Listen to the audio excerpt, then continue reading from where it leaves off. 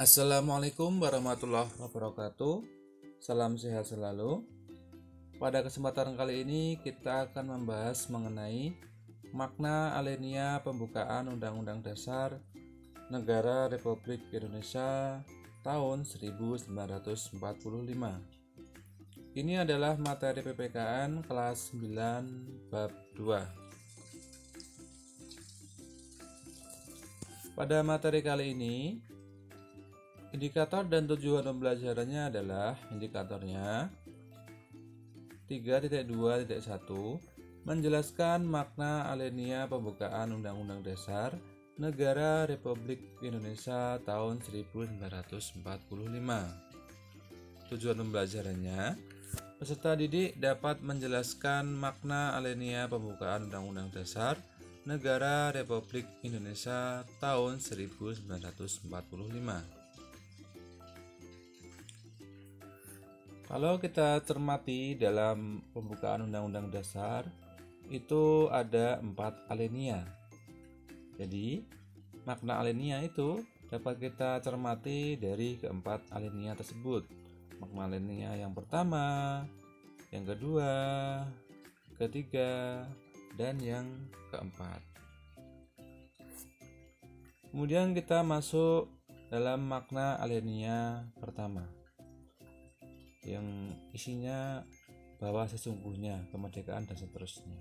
Nah, dalam alinea tersebut itu menjelaskan pernyataan kemerdekaan sebagai hak bagi semua bangsa di dunia, karena kemerdekaan merupakan hak asasi sebuah bangsa yang bersifat universal. Alinea ini memuat dalil objektif, yaitu bahwa penjajahan itu tidak sesuai dengan peri kemanusiaan dan peri keadilan. Coba kita cermati dari sekilas foto yang ada di samping kanan itu. Nah, itu adalah bagaimana penjajahan itu tidak sesuai dengan peri kemanusiaan dan peri keadilan, tidak memanusiakan manusia. Mereka disuruh bekerja paksa, kemudian tidak diupah, kemudian tidak diberi makan, tidak diberi baju, dan lain sebagainya. Karena penjajah itu intinya ingin meraup keuntungan dari negara jajahannya dengan sebanyak-banyaknya. Kemudian alinea pertama juga mengandung dalil subjektif, yaitu aspirasi bangsa Indonesia untuk melepaskan diri dari penjajahan. Nah, kalau kita lihat dalam alinea yang pertama itu terdapat dalil subjektif juga, bagaimana negara kita ingin lepas dari belenggu penjajahan. Bagaimana penjajahan di atas dunia itu harus dihapuskan. Makna alinea kedua. Alinea kedua menunjukkan ketepatan dan ketajaman penilaian bangsa Indonesia bahwa 1. Perjuangan bangsa Indonesia telah mencapai tingkat yang menentukan. 2. Momentum yang telah dicapai harus dimanfaatkan untuk menyatakan kemerdekaan. 3. Kemerdekaan harus diisi dengan mewujudkan negara Indonesia yang bersatu, Indonesia yang merdeka, bersatu, berdaulat, adil, dan makmur. Ini adalah cita-cita negara Indonesia yang ada dalam alinea yang kedua. Ini ada 3 poin yang ada di dalam alinea kedua.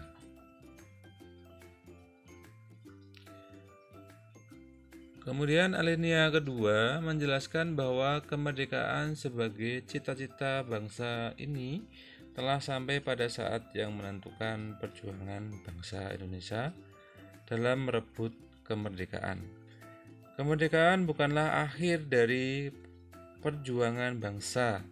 Kemerdekaan harus mampu mewujudkan cita-cita nasional, yaitu negara yang merdeka, bersatu, berdaulat, adil dan makmur. Nah, kita cermati dari alinea kedua, di dalamnya ada cita-cita nasional yang hendak kita capai dalam mengisi kemerdekaan ini. Kemudian arti cita-cita nasional Indonesia. Pada alinea kedua terdapat cita-cita nasional yang yaitu mewujudkan negara yang merdeka, bersatu, berdaulat, adil, dan makmur. Negara yang merdeka berarti negara yang terbebas dari penjajahan bangsa lain. Makna bersatu menghendaki bahwa bangsa Indonesia bersatu dalam negara kesatuan, bukan bentuk negara lain seperti dengan negara federal, bukan bangsa yang terpisah-pisah secara geografis maupun sosial. Makna berdaulat yaitu bahwa sebagai negara, Indonesia sederajat dengan negara lain yang bebas menentukan arah dan kebijakan bangsa tanpa campur tangan negara lain. Makna adil menjelaskan bahwa negara Indonesia menegakkan keadilan bagi warga negaranya. Keadilan berarti adanya keseimbangan antara hak dan kewajiban warga negara. Hubungan antara negara dan warga negara, serta warga negara dengan warga negara dilandasi oleh prinsip keadilan. Keadilan diwujudkan dalam kehidupan politik, ekonomi, sosial, budaya, dan pertahanan keamanan. Makna makmur menghendaki negara mewujudkan kemakmuran dan kesejahteraan bagi warga negaranya. Kemakmuran tidak saja secara material, tetapi juga mencakup kemakmuran secara spiritual atau kebahagiaan batiniah. Jika masih ada warga negara yang hidup dalam kemiskinan, berarti Indonesia belum makmur. Kemakmuran dalam hal ini harus dirasakan oleh seluruh rakyat Indonesia. Kalau kita lihat saat ini, itu kemakmuran belum sepenuhnya dirasakan oleh warga negara Indonesia. Berarti kita masih proses menuju untuk kemakmuran. Kemudian makna alinea ketiga. Alinea ketiga menjelaskan bahwa kemerdekaan yang dicapai oleh bangsa Indonesia adalah rahmat dan anugerah Tuhan Yang Maha Kuasa. Alinea ketiga itu dimulai atas berkat rahmat Allah yang Maha Kuasa dan dengan didorongkan oleh keinginan luhur supaya berkehidupan kebangsaan yang bebas, maka rakyat Indonesia menyatakan dengan ini kemerdekaannya. Dalam disitu juga ada motivasi spiritual perwujudan sikap dan keyakinan bangsa Indonesia terhadap Tuhan Yang Maha Esa sebagai sebuah negara religius. Bangsa Indonesia menyadari bahwa tanpa rahmat Tuhan Yang Maha Kuasa, maka kemerdekaan tidak bisa diraih. Kemerdekaan bukan semata-mata hasil jerih payah perjuangan bangsa Indonesia, tetapi atas kuasa Tuhan Yang Maha Esa. Kemudian makna alinea keempat. Alinea keempat itu adalah alinea yang terpanjang ya, yang terakhir. Dimulai dari kemudian daripada itu untuk membentuk suatu pemerintahan negara Indonesia dan seterusnya. Di sana ada 1. Tujuan negara, 2. Ketentuan diadakannya Undang-Undang Dasar, 3.